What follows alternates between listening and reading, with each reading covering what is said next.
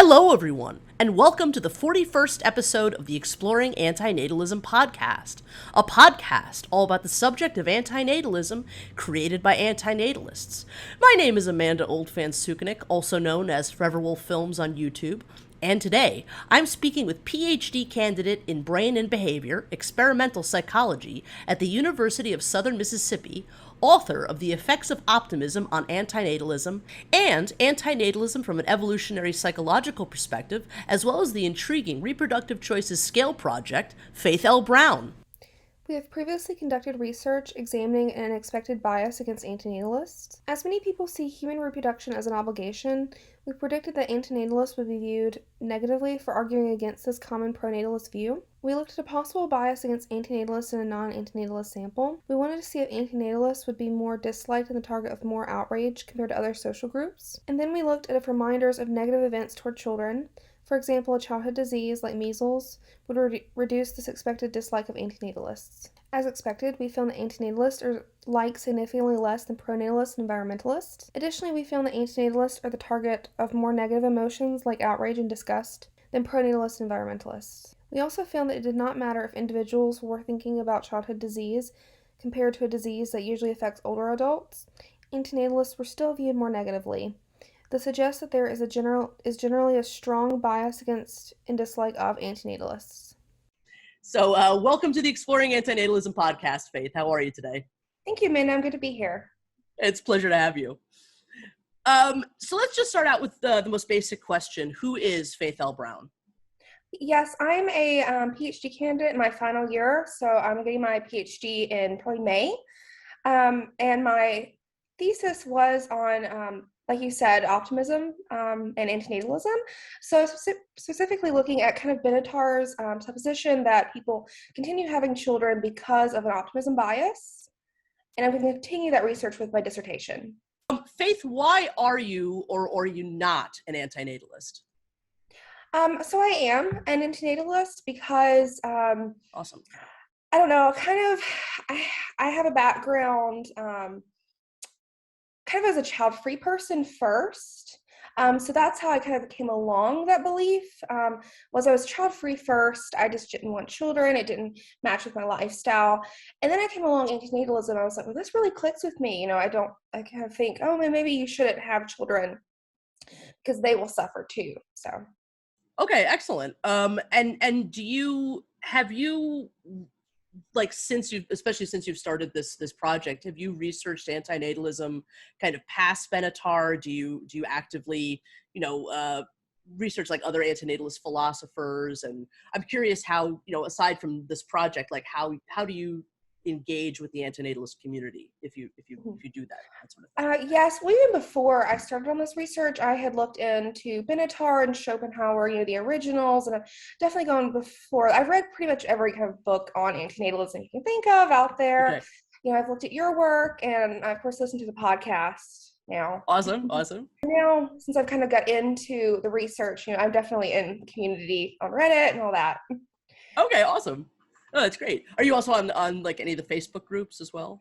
I am not. I've heard you talk about the Facebooks, but I haven't gotten into any of them. You've been quite active producing content around the subject of antinatalism for quite a while now. How did you first become so interested in antinatalism as an academic subject? Yeah, it actually came by chance. So the original thing I published was actually just a chapter on antinatalism from an evolutionary perspective. That was the first thing. Okay. I just saw that it was an option for a chapter in a journal I follow, and I was like, this sounds interesting. My advisor and I were kind of wondering how you could come up with research ideas in that area. So that's actually how I come up with it. So I was just personally interested, so I decided to do that project, and it just went from there. Okay, interesting. That book project, is that the Encyclopedia of Evolutionary Psychology Science by Todd L. Shackelford? I'm probably saying that wrong. Yes, it is. Okay, interesting. Yeah, I did read that. Interesting. So that was basically how all of this started. That was the first. And then from there, we decided to come up with a scale, looking at antinatalism, so measuring kind of general antinatalism and also philanthropic and altruistic, and misanthropic. Misanthropic. There we go. Right. Yes. Okay. Excellent. I have seen you respond to a similar question on Reddit, but just for the benefit, of our audience, as a point of clarification, you are an experimental psychologist, which means that your focus is not really on mental illness or therapy. Is that correct? That's exactly, yes. I don't work with people in that level. I come up with studies that are eventually used in that work. Yeah, I find that fascinating because I know that there was some amount of fear, like when you posted about this project, where there is like a generalized fear, I think, within the community of being pathologized. So did you encounter that a lot when you asked about this project? I remember that comment. Yeah, that was a good comment, and because there is a fear, because this is kind of going against what society is ingrained. Like you're supposed to have children, and you're not supposed to think that I shouldn't have children, and that especially other people shouldn't have children. So there's definitely a fear of that being pathologized, especially in our culture today, where there's such a pro-life view, kind of. So I can definitely see where that fear comes from, and I was definitely happy to kind of quell that fear. Do you have any thoughts, though, on how antinatalism might be pathologized within a therapeutic model, or because I do hear more and more as time goes on of people bringing this subject to therapy, and there being a whole huge spectrum of responses to it, some very negative, some very positive, and there doesn't seem to be a lot of tools available for therapists to kind of work with around this subject. Yeah, I don't think there's anything in never necessarily psychological practice that says to pathologize these people or not. I think sometimes it's individual therapists. They, of course, some have personal beliefs that are more pro-natalist. So that's probably where it comes in. Sure. Yeah, I can understand that. How does your antinatalism intersect for you with other social and ethical issues such as atheism, veganism, and the right to die? So I have also done research on, for example, atheists. So I've done research, a lot of my research is actually on kind of people who go against the norm and how they're viewed by kind of the norm of society. So I've done research on both antinatalists and atheists in that way, both very disliked groups. I haven't done too much on antinatalists yet, but looking at atheists, for example, they're seen almost like criminals. So they're viewed kind of similar to criminals. They're viewed worse than other kind of sometimes disliked groups, for example, feminists. So I think it's probably worse with antinatalists, because so far I found that antinatalists are disliked even worse than atheists. Yeah, I haven't done any research on vegans. I actually am soon, but I haven't now. Oh, cool. Okay. Yeah. Even describing, what an antinatalist is, that makes them dislike me, even if they don't have any kind of previous example of them. Yeah. I mean, I was reading on your website about, some of your research on atheism, and, I would say a really quite large number of antinatalists are atheists. Do you think that antinatalism will further complicate the perception of atheism for people because of that connection? It's definitely possible, because for example, I do have data on that. Looking at at least antinatalism subreddits, there was about 80% atheists.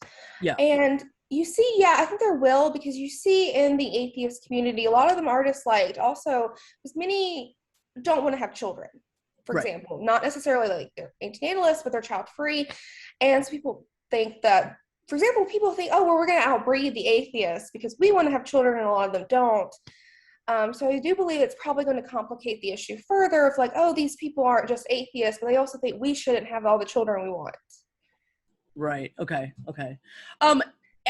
Sometimes anti-procreation is broken up into 4 general schools of thought. There's antinatalism as both its own category and sort of the umbrella term. There's ethylism. There's the voluntary human extinction movement, vehement, and then there's child-free. Can you share with me some of your thoughts about each of those? Okay. So yes, I do definitely agree with ethylism in a way, because I do think it should be include animals. Yeah. So I personally don't see too much of a divide between antinatalism and ethylism. I know there's kind of a debate on that. Right. in the voluntary human extinction movement, it's my understanding that they don't kind of agree with animals, that we should instead kind of go extinct to help the animals. Right, exactly. And I do understand why you would believe that, because the way like we damage the environment and hurt animals. Though I definitely lean more towards antinatalist or ethicist. And also, like I said, I first consider myself child-free, and I think that's more of a person-centered view, like or self-centered view, that you don't want to have, not necessarily in a negative way, but you don't want to have children, but you don't care what other people do. And I can also understand why you would not want to like involve yourself in others. So far, I've only done research looking at child-free people, and then I've also posted on the Antinatalist and Ethicist subreddit. Yeah. I did get a little feedback from the Ethicist subreddit that my post might not be quite ethicist, because my questions include people, not animals. So, and that's fair. Yeah, I mean, I was planning on asking you a little bit about that later on. I mean, I think it's understandable. I mean, in the context of the kind of study that you're doing, I mean, to pile on the animals and then also just the general topic of extinction. Right. You know, I could maybe in one sense say it was missing, but I also understand the need to, like, if you're also trying to get results about that, like that almost needs to be its own study, right, or something. I can understand why you would make that decision. So Faith, I'd love to talk to you now in more detail about the reproductive choices scale project, as I suppose is one name for it. When I was preparing for this interview, I did have some anxiety about what to ask you about first, because you really have done a lot, and there's a lot of stuff on the way from what I understand. You've got some really excellent papers, and then there's this intriguing survey. So I just thought I would give some detail as to how I first became aware of you. Sometime in 2020, you made a post on both the Anti-Natalism and Anti-Natalism subreddits, as you said, requesting that anti-natalists take part in a survey, which if you don't mind, I'd like to read the post that you made, if that's okay. Hello, r/antinatalism. My name is Faith L. Brown. I'm a researcher at the University of Southern Mississippi, conducting research on people's opinions of reproduction and individuals who hold sometimes controversial opinions on reproduction, e.g. antinatalism, ethicalism, and child-free individuals. For my current research project, I would like to include anti-natalist participants. As such, I have obtained moderator approval on r/an to complete the survey. This study has received ethics approval from the University of Southern Mississippi, IRB, which I thought was really interesting. If you are willing to participate, please click on the link below. The study should take you no more than 15 minutes to complete and would be extremely helpful for my research. Please pay close attention and respond as honestly as possible. Thank you for your time and participation. And I did participate. It was a really interesting survey. Can you tell me how this project first came about? Right. So it first came about, we wanted to complete a scale kind of measuring antinatalism. So antinatalism in general, then also kind of altruistic and misanthropic antinatalism. Yeah. So we first used the scale with our undergraduate participants at the University of Southern Mississippi. And we found really interesting things. As expected, they were all very low in each of them. Yeah.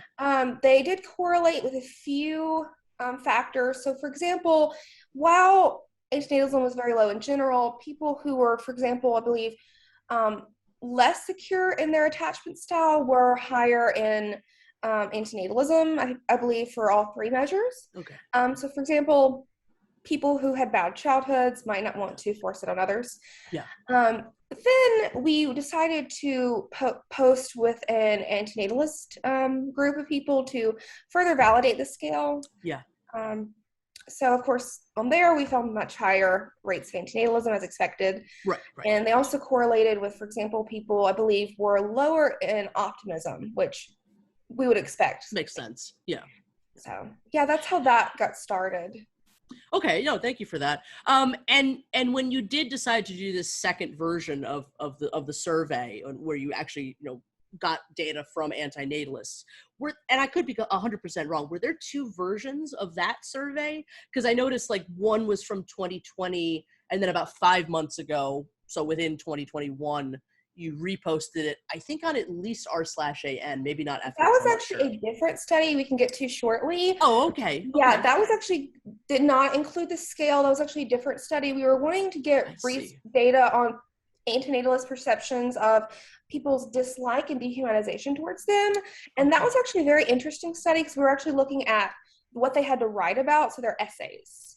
I see. Okay, I hadn't realized that. I had seen reference to that study in your CV, and I had made a note to ask you about that later. So we'll talk a little bit about that second study later. I am very curious about that.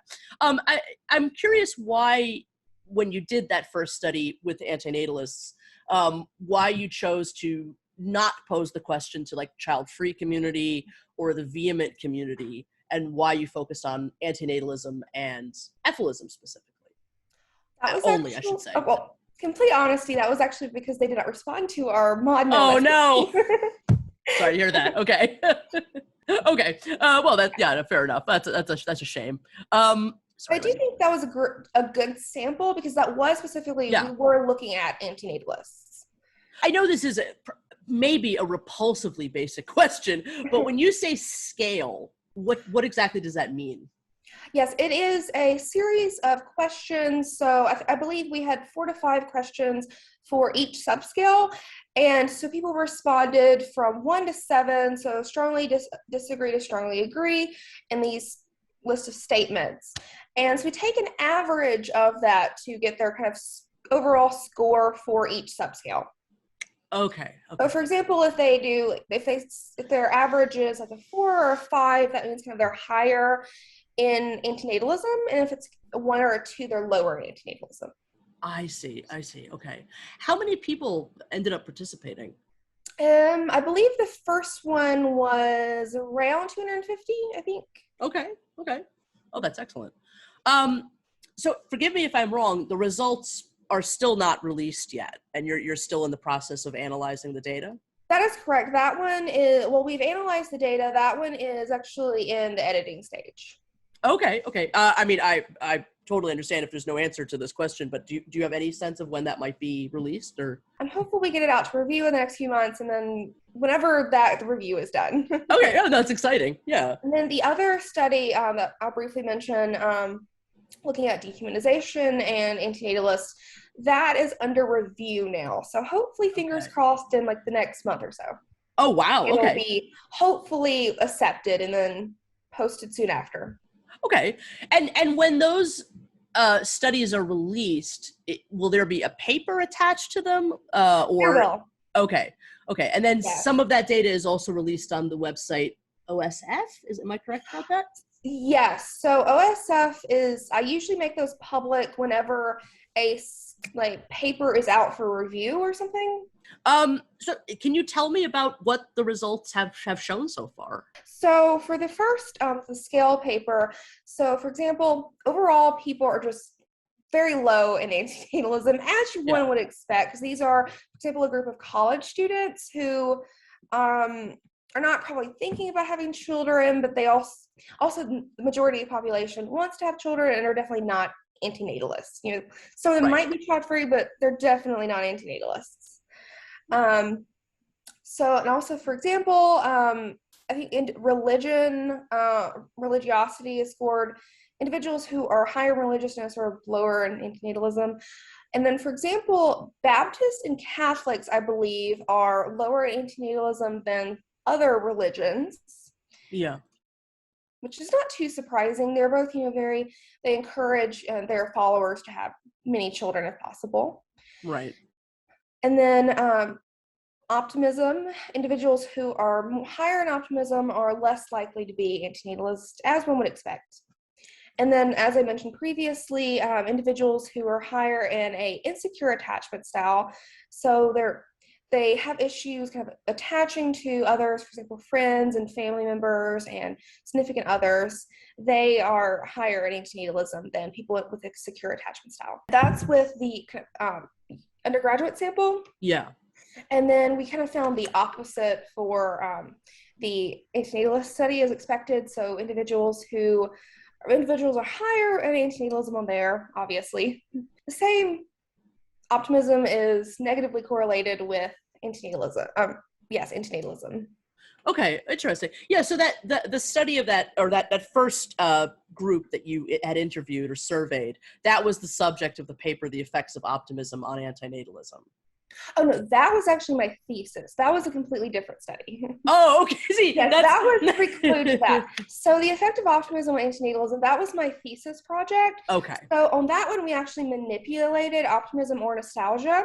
So people Yeah. were primed with optimism, and they're reminded of an optimistic event or a nostalgic event, and then they were given the scale and a series of questions about antinatalism. And we did find that individuals primed for optimism were usually lower in antinatalism, and this was especially true for individuals who were optimistic about their future children Right. and other children.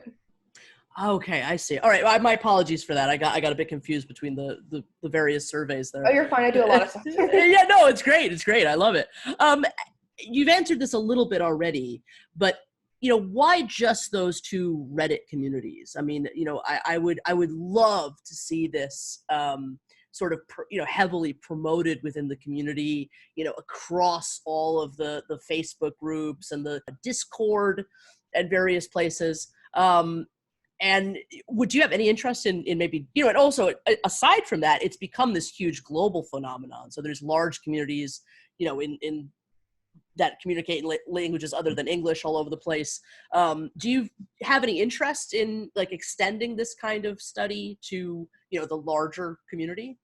Absolutely. Yeah, like I said, I started on Reddit. That was just what I was familiar with. Yeah. I haven't got involved in any of the Facebook groups yet. Yeah. I'm not involved in Discord at all.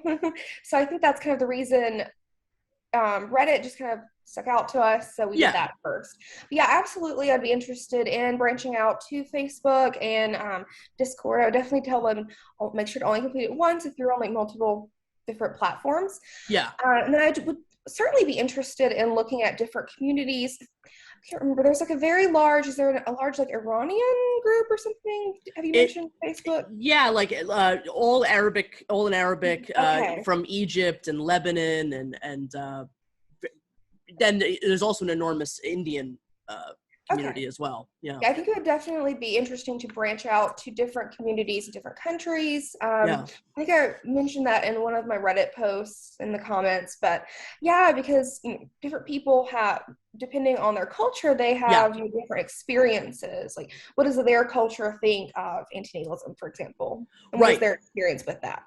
Yeah, exactly. No, I'd love to see that happen. So yeah, I remember there was quite a few comments on, I believe, the dehumanization study that they mentioned, well, this is my experience, but this is my experience because I'm from here. Or some people had positive experiences because they were from a Scandinavian country, or they were from Los Angeles or something where people really didn't care. You do mention it at various times in what I've read about sort of the discrimination for being an antinatalist. And I'm curious in what study that was revealed, or what responses you're pulling that from. I did want to say before you answered, I just find that so. I don't necessarily always, in my experience, I don't necessarily hear about people being discriminated against for being antinatalists, because I think the vast majority of antinatalists self-censor. They never find out really about what discrimination they may face, because they don't talk about it with anybody. They just know that it's a definite possibility that they might be discriminated against, but they haven't actually, seen it. Yeah. Yeah, so that would be our, I don't know if I've mentioned that there, but that would be our dehumanization study that we did on Reddit with Anti-Natalist. Okay. So like I said, that was a kind of essay survey where they could put whatever responses they wanted in the text. Okay. And we did, like you mentioned, actually have a lot say that, no, we are not discriminated against because we self-censor. They either hide it, or they keep it to certain online groups or just a certain friend group. Yeah. Others, most discrimination would actually be from family members or friends who, if they're kind of open about it, they might shun them or reject them, or just kind of nag them about their beliefs. Yes, and I have definitely heard that more than anything in my own experiences too, where it's if they do receive any of that kind of pushback, it's from their immediate family, which is really sad. Absolutely. Then we had another group of people, they said they specifically self-censor because they experience these things with like friends or family or something.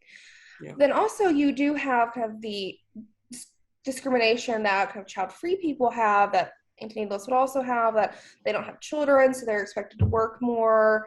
They can't take time off like parents can, and some have special treatment that parents should have. You spoke about this already a little bit, but I mean, what are your thoughts on the subject of extinction amidst this subject? Because while yes, the subject of antinatalism is to prevent the creation of new children, it is often quite a bit more about that. It's a pro-extinction, and sometimes doesn't just stop at humans. Some of us are sentiocentric antinatalists. So what is your opinion on that? So I'm personally not too focused on that. I do think it would be interesting to compare results from kind of a study on dislike towards antinatalists for if they want to just people to stop having children, or they want humans or animals to go extinct. Yeah. I do think that would be interesting to compare, because all of my previous questions are actually about stop having children. Yeah. Not about oh, we should stop having children and then go extinct.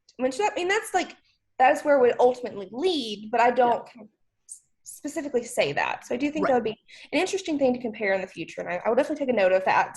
Okay, cool. Yeah, I'd love to see that study. That would be amazing. Just out of curiosity, are you familiar at all with some of the other surveys that have been conducted of the antinatalist community prior to this? There was one in 2018, which I think is like gone now. I can't find it. And there's another one in 2019, but they were both done by the same person who goes by the name of Tom Lang. And some of this survey, at least, is available in the second issue of Anti-Natalism magazine. Have you seen any of this? Yes, I have seen it in the Anti-Natalism magazine, at least. I don't remember what questions were asked, but I have looked at that. I have to admit, it's been a while since I've looked it over either. I know quite a bit of it was, I believe, demographic questions. Yes, I do remember that a bit. Yeah. For my own research, we found a relatively even mix based on sex, gender, and then we found predominantly atheist. Okay, that doesn't. And then, of course, more of a left-leaning political views. That makes sense. Do you know, just out of curiosity, do you know of any other surveys or studies like this that have been conducted outside of Tom Lang and you? No, looking at antinatalists, those are my research, and then his research is the only ones I can think of. Amazing. Okay, cool. I'm sure there might be something out there. Those are the only ones I can think of. Those are the only. I mean, outside of the little polls that people do on Reddit and Facebook and stuff. Yeah, I think you two are spearheading the whole thing, which is great. So yeah, I'd love to talk about the effects of optimism on antinatalism, the paper that you wrote. Again, do you mind if I read the abstract? Go ahead. Correct. This was your graduate thesis, this particular paper? Yes, it was. Okay, excellent. All right, so here's the abstract. People sometimes hold opinions on others' choices, particularly their reproductive decisions, and these choices are important decisions that impact the lives of multiple people. People can believe that everyone should have children, pronatalism, or that everyone should refrain from having children, antinatalism, or that they hold no position on the reproduction of others. The main justification of antinatalism is that life contains more suffering than pleasure, and that would be better if new people were not born to experience this suffering. This is why some theorists argue that people reject antinatalism irrespective of how bad life is because of an optimism bias, Benatar, 2006. I tested this theory by assessing the effects of optimism on people's opinions of and support of antinatalism. Overall, optimism did not significantly reduce antinatalism, though optimism, specifically about future children, did reduce support for antinatalism. Additionally, nostalgia signifies reduced support for antinatalism. So truly a fascinating paper. I really do think this is very important work, very important project. You may have said it already, and I apologize if so, but how did this paper specifically become the focus of your thesis? I was definitely kind of wanting to experimentally look at Benatar's supposition that people continue having children even though life is bad because they're biased toward optimism. Yeah. They don't actually know how bad life is and their children's lives likely will be. So that's how I got into the project. And I decided to compare nostalgia to optimism because it is a positive, time-focused condition, though it's focused in the past instead of the future. Yeah. How many people participated specifically in this study, would you say? I think this was around 150. Okay. These were all undergraduates as well. And this was the group that was primarily Baptist, if I'm not mistaken? I believe they were primarily Baptist. In Mississippi, that's usually what you get. Right. Yeah. Sure. No, that makes sense. Because this paper, this study, was attempting to prove a point of Benatar's, is this something that you sent to Benatar? Did he give any feedback about it? I haven't had any contact with him yet. Okay.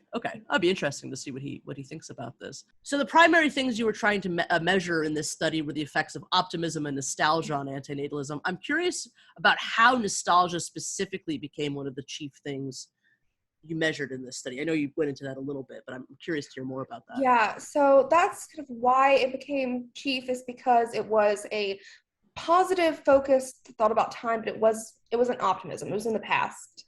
Yeah. So we wanted to compare the two. Considering going with pessimism in the future, but that's what we were going with now. Yeah, interestingly, in the study, nostalgia was more important than specifically optimism, just kind of optimism in general. See, I expected optimism to, of course, be more important, but instead nostalgia showed reduced antinatalism, and then also specifically optimism about future children, which, I mean, of course you would expect that, but I expected optimism in general. So optimism about your life, not necessarily others' lives. Well, so just a little bit on my thoughts on nostalgia. I mean, in my opinion, nostalgia it's sort of like a candy that we make for ourselves, And so it's like we have nostalgia is like an ambrosia. It's like we have an addiction to it. And just, incidentally, nostalgia is sort of one of my reasons for being an antinatalist. It's not a chief reason, but I just see that our attachment and addiction to the things that we personally remember a fondness for, I mean, that's a terrible reason and a sad reason to bring new people into the world. I mean, because nostalgia is a kind of mourning. It's like a longing for something that doesn't quite exist anymore. And so it's, I'm a very nostalgic person, extremely nostalgic person, but it is kind of a depressing thing in some respects. Do you have any thoughts about that? Is that kind of strange coming from the way you were using it? No, not at all. I mean, it is true. You do have a lot of people. I see a lot of people kind of wanting to go back to like their teenage years or so, but yeah, you hear all how bad the teenage years are, and they thought it was at the time. Right. They still want to go back to that. So I do think there's a lot of kind of just taking the good and leaving the bad with that. Yes. Yeah. Well, I guess that's the optimism bias again, in absolutely. a sense. Like maybe a nostalgia bias, Nostalgia bias, yeah. So I do believe that is probably the case. Also, you do see kind of a lot, now that I'm thinking about it, you see a lot of people go back to, I want, a child who can kind of carry on and play, or like in pageants, or go play football or something like I did, and like live out my glory days or something. Right. So that could be kind of the reason some people might think that. Okay, interesting. What were your participants asked to do? I know you go into great detail in the paper, but I mean, can you tell me a little bit about the design of the project? Yeah, so participants were given one of 3 primes, so they were asked to think about a nostalgic event, optimistic event, or just kind of like a neutral situation that's not really optimistic or nostalgic. Yeah. And so after that, they completed the antinatalism scale components 3 that I previously mentioned, and then they also read about 2 essays and kind of they graded the essays. So one essay is an essay about just kind of why parents should be more involved in like extracurricular activities at school. Okay. And then another essay is a edited version of Benatar's 1997 paper, snippet of it. Yeah. So arguing that people should not have children. And so individuals graded the essays.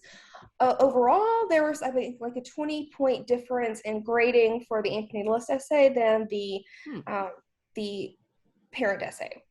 So it got about a C, and the other essay got about a B or an A. So yeah, they really did not like the essay, and they just overall did not like the scale like we found before. Yeah. But interestingly, individuals who were more nostalgic, I believe I don't remember if they liked the essay more, but they definitely were more, or I'm sorry, liked it less, but they were definitely less antinatalists. Okay.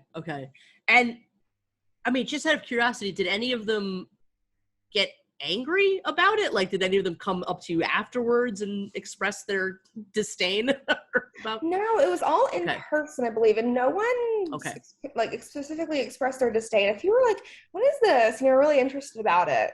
No, I've never got anything actually negative from people. You know, I've got some who did, like, you know, because we do have philosophy classes in, and some were kind of interested, like, oh, what is this about? Like, really interested. And they already kind of, like, one or two kind of already knew about antinatalism. I don't know if they really were antinatalists themselves, but they were at least interested in the topic. Why specifically the 1997 paper of Benatar's? I mean, that's an interesting choice because that was a paper that he had written on antinatalism before he had coined the term. Right, yes. I went with that one basically because it was shorter, because we wanted to, and it kind of gave the argument all at once. We didn't want to edit, like, find the best parts of the book to edit, like, better never to a bit or something, because that would take too long. And we wanted them kind of equal length. So I edited it to be more clear in that amount of space.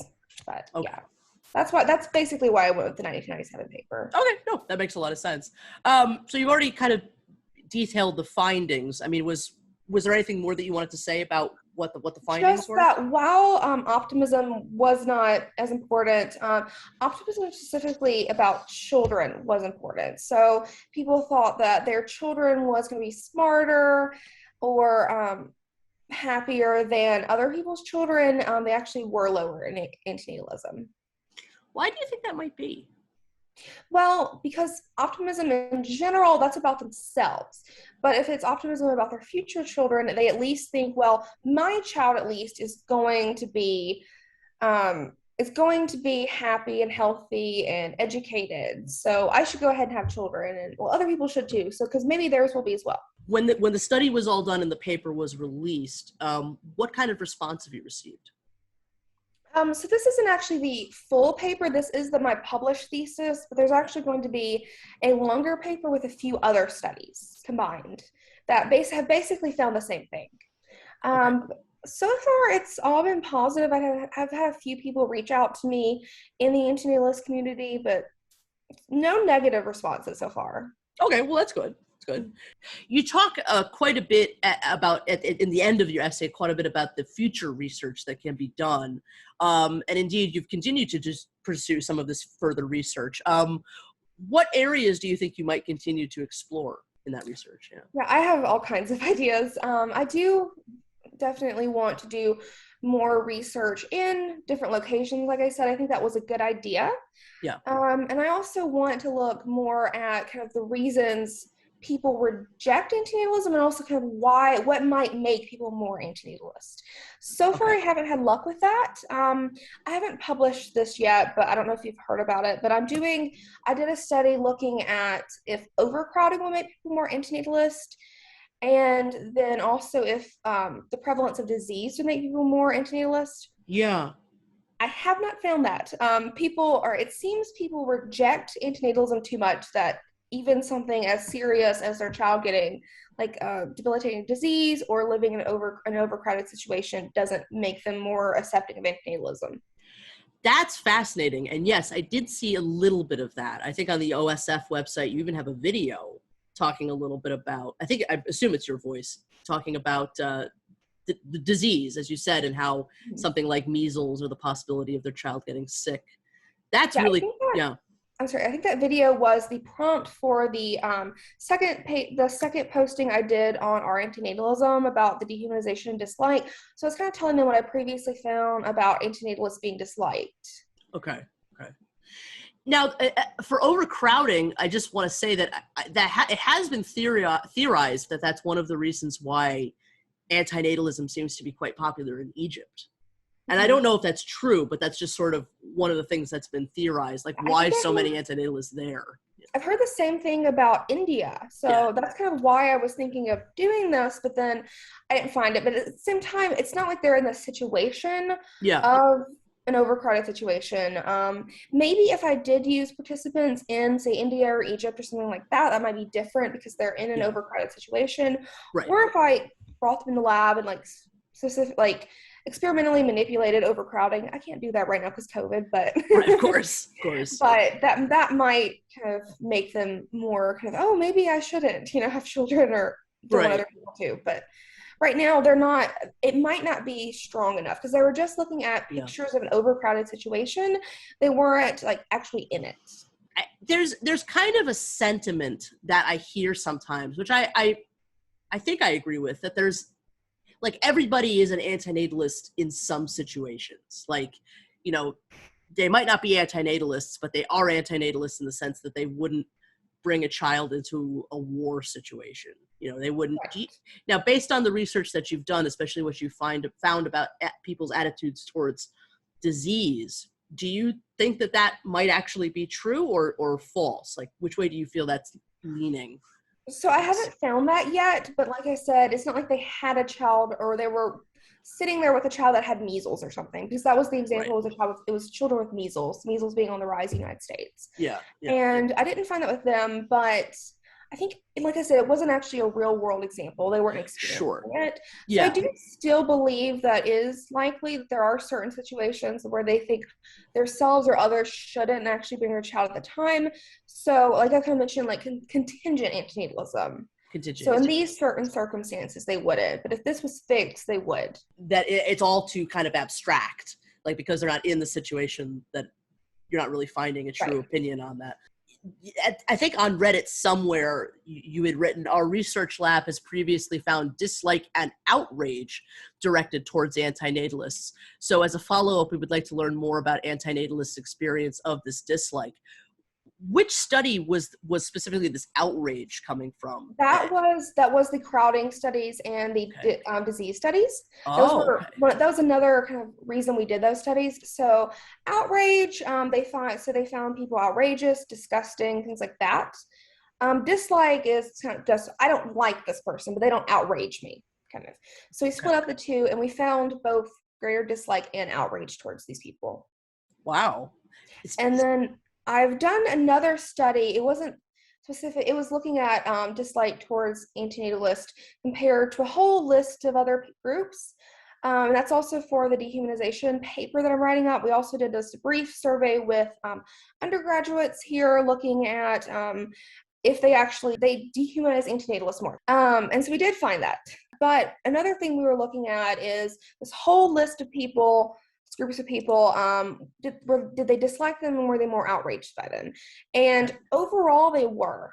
There were a few groups, different kind of criminals, that they weren't. Interesting. That's what we find. Yeah.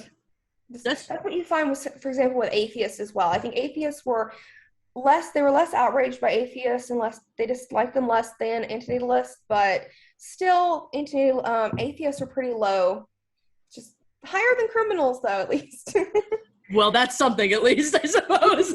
Well, I think it's going to be really, especially because your research is extending to veganism, next, and you also have the atheist, research under your belt as well. I mean, so many antinatalists are atheists and vegans. Absolutely. So it's like, maybe we will become more hated than criminals with that trifecta.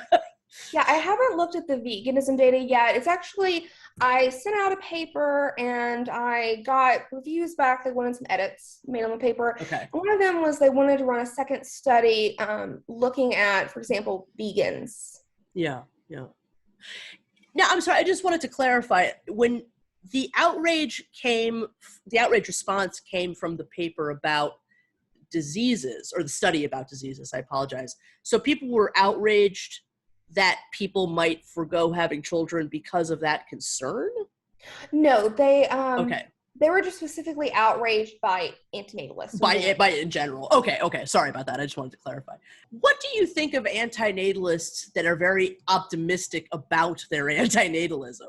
I mean, those that believe that antinatalist activism, for example, will have a positive effect, or that pursue that as a, as a positive thing. I think antinatalism is positive. I mean, I think it's important. At the same time, I don't know how far it's going to get. I do think antinatalism is on the rise. I think it's more of a popular position, just like child-free people are becoming more popular. So I do think it's going to become a more popular position. Though I think there's going to be it's going to max out eventually. 100 years from now, maybe, but it'll max out because there's just a certain group of people, they're not going to not have children. Yeah. So, because some people are hardwired, that is their mission in life. They want to have children. Right. So I think it's good to be optimistic in that way, because I think there's a lot more progress to be made, but I don't think we're not humans are not becoming extinct anytime soon, especially by our own, purposely becoming extinct. Not for any good reason, at least. Yeah, right? Not for any good reason. All right, I'd love now to talk to you a little bit about the other paper, Antinatalism from an Evolutionary Psychological Perspective. So again, may I read the abstract from this paper? Oh, go ahead. Although research has investigated more moral psychology and evolutionary motivations behind reproduction, psychological issues at the intersection of these two domains remain relatively unexplored. In this paper, we describe antinatalism, the ethical position that is immoral to reproduce, e.g. Benatar 2006, and make a first outline of its potential in an area of psychological research. We note 3 critical gaps in knowledge. 1, extent of endorsement. 2, predictors or causes of this view. And 3, behavioral consequences of its endorsement. Although this position may seem obscure, we point to its practical relevance in understanding decisions to remain childless and its potential to continue as a theoretical understanding of the moral processes that shape these decisions. I apologize. When was this paper written in relation to the other 2 studies, or how much had been done at this point? So I think I had started some of the original studies by then, but I haven't, I hadn't looked at any of the data by then. I think it was just maybe getting started. I had written the chapter I mentioned earlier, and then I basically had written this because we wanted to go ahead and get started on an actual research project, and we wanted kind of something more theoretical out there before we did so. Just because there was really no background at the time in antinatalism or in psychology on what antinatalism is. I mean, you've talked about how this came about. I mean, had you just started your PhD process when this started? I think I started probably the semester before this started. I'd originally wanted to do kind of all my work on atheism and just kind of religion in general, why people are religious, why people dislike people of other religions. And then I got on this, so this has become more of my focus. Okay. Yeah, so that makes sense. I mean, this was sort of a precursor to the actual studies that you did later on. But I thought the psychological factors that likely influence people to reject antinatalism were really interesting. And I'd love it if you could expand on all 3 of these. The fast life history, being male, which it makes perfect sense when you explained it, but I didn't expect to see, and attachment security. Can you tell me a little bit about each of those? Well, like I said, we've so far found attachment style has been a predictor. So we expected that people who were more insecure in their attachment style would be more antinatalist because, they experience likely kind of bad childhoods. Because, attachment style comes about when your parents do not meet all your needs. That's where your attachment style kind of comes in. Yeah. So you likely did not have the best childhood, and you might not want to force children to have that childhood, the same childhood you did. Fast life history. So fast life history is when people have children very young, very fast paced. And a lot of times that is actually brought about because of things like poverty and lack of education. So that is also kind of a negative part of their life. So they might not want to force other people to live that life either. Right. And also being male, it kind of goes both ways. We thought that being male, because you're not really involved in having children, you did one moment, you're done. That's really your only involvement in actually making the child. So with that, mothers are more involved.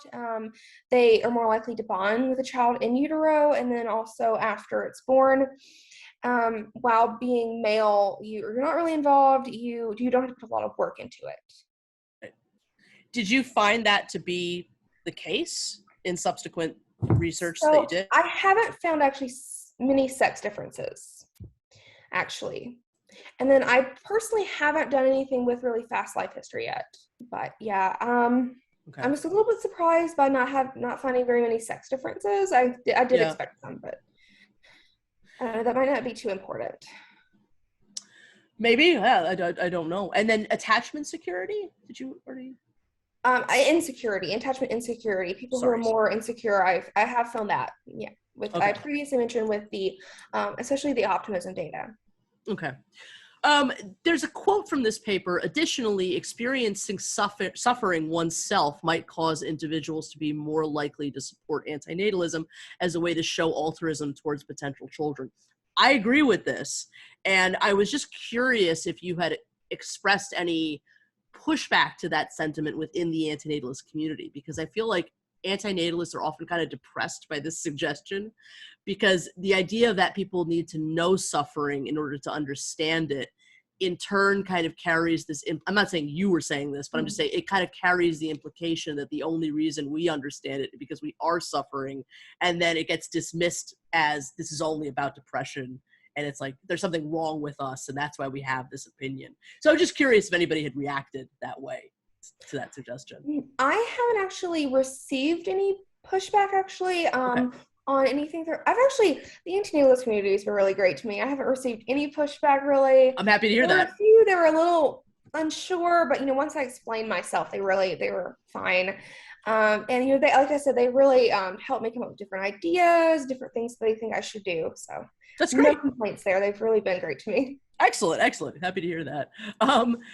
What are your thoughts on why many people seem to be choosing antinatalism without truly understanding what antinatalism is? I mean, people are procreating less, sometimes for reasons that unconsciously align with antinatalism, but antinatalism is still really very obscure, and does not seem to be influencing the majority of people directly. What are your thoughts on that?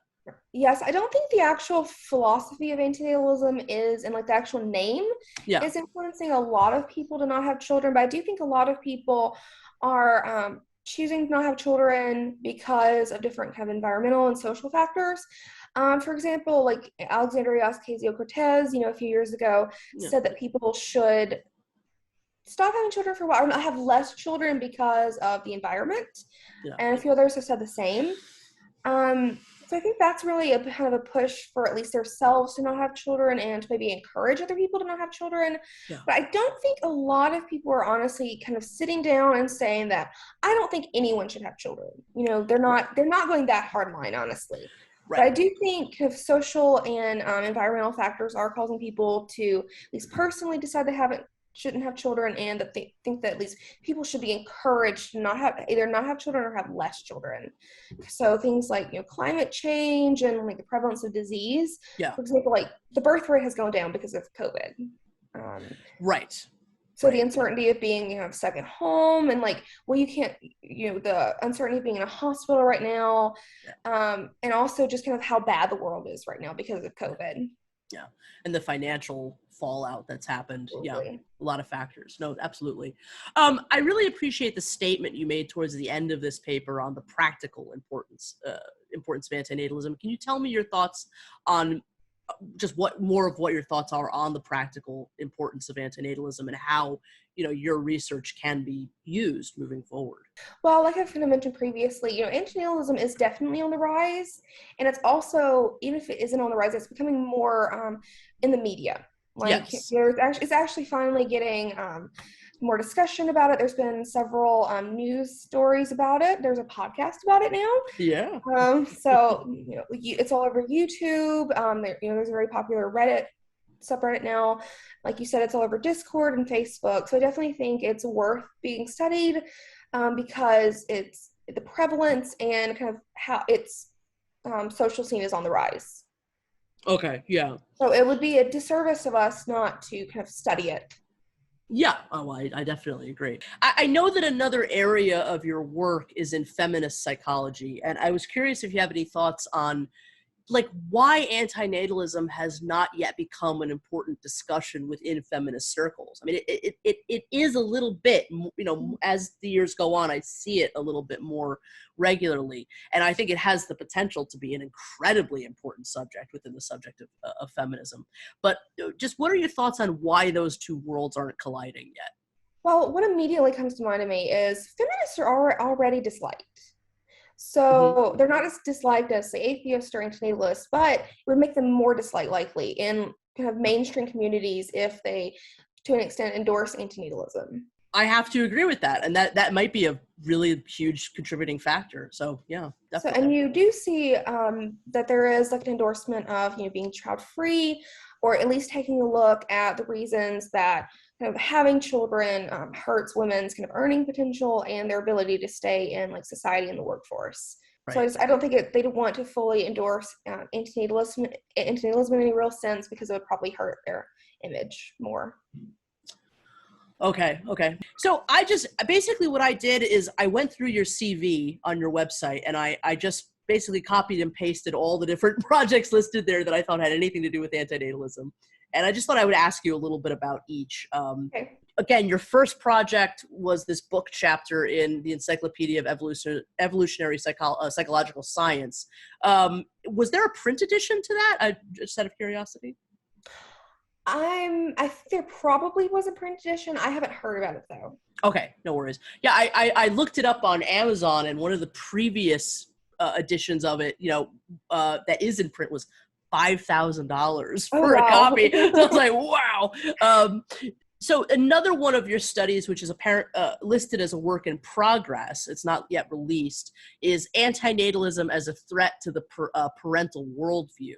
The salience of societal threats on perceptions of antinatalism, Journal of Theoretical Social Psychology. Love to know more about that. What is that study? So that is, I believe, the study looking at crowding and disease. Okay. It's a series of studies. Oh, I And see. yes, Okay. and then there's one of those that is I'm waiting to look at the data, because it was recent and I have to send it back out after that. Okay. So that being a series of studies, so that the Antinatalism Threat Project falls under that.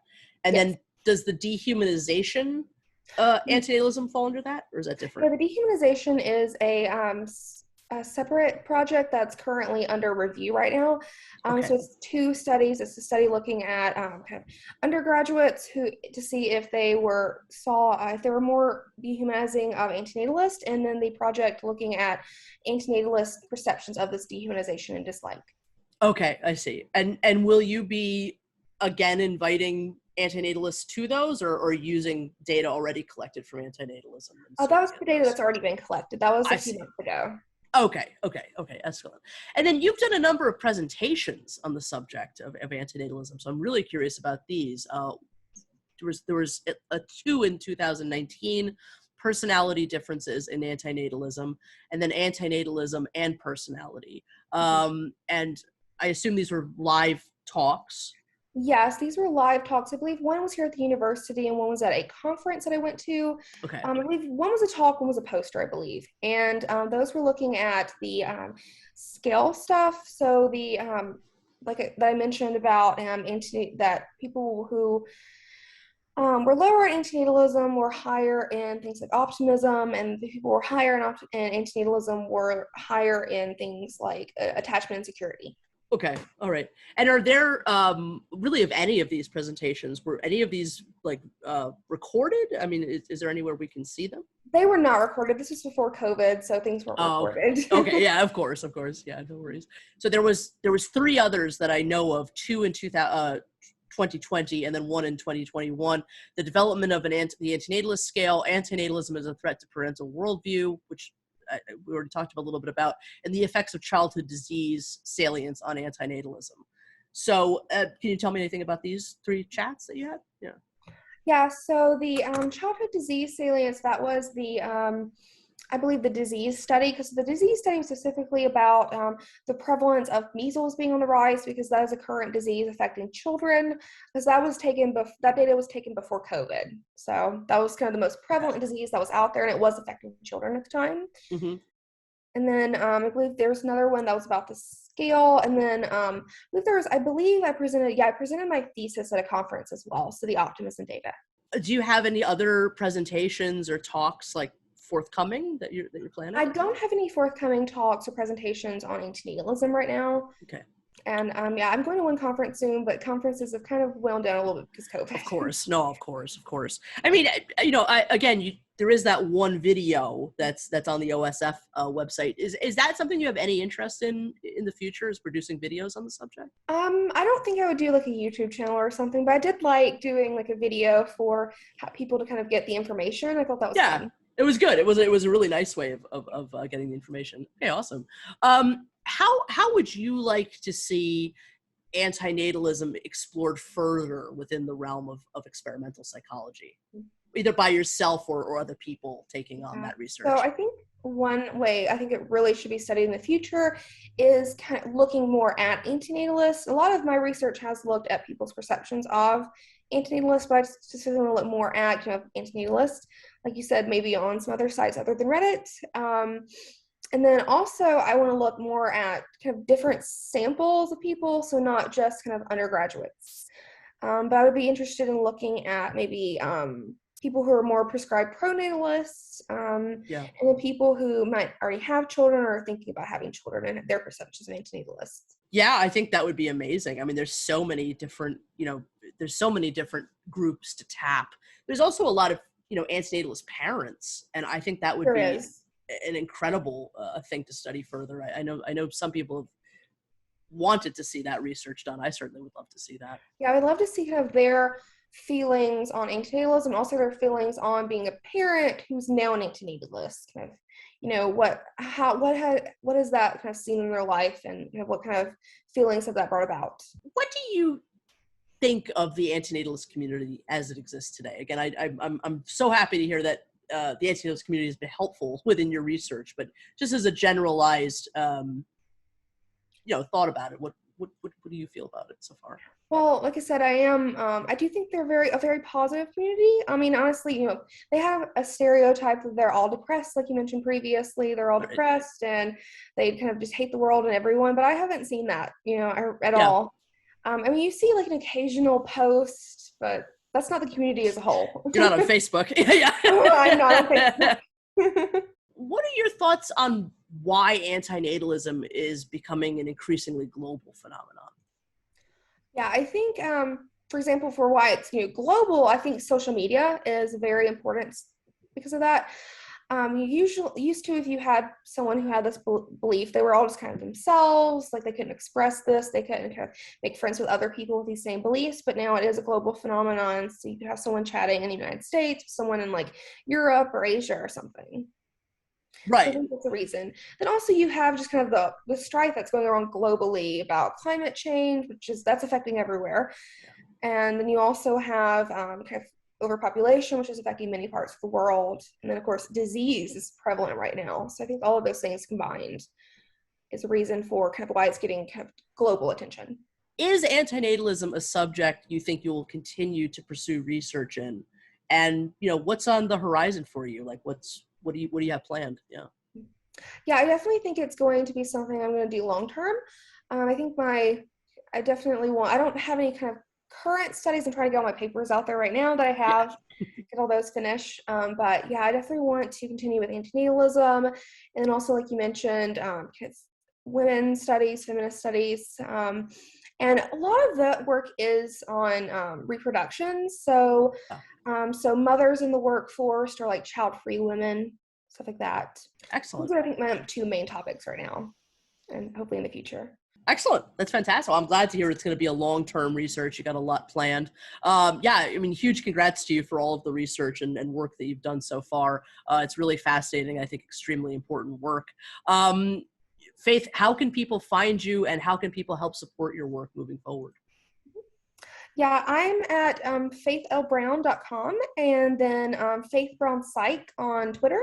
So those are the two main ways to find me. And you can email me on my website if you want, or get in touch with me on Twitter.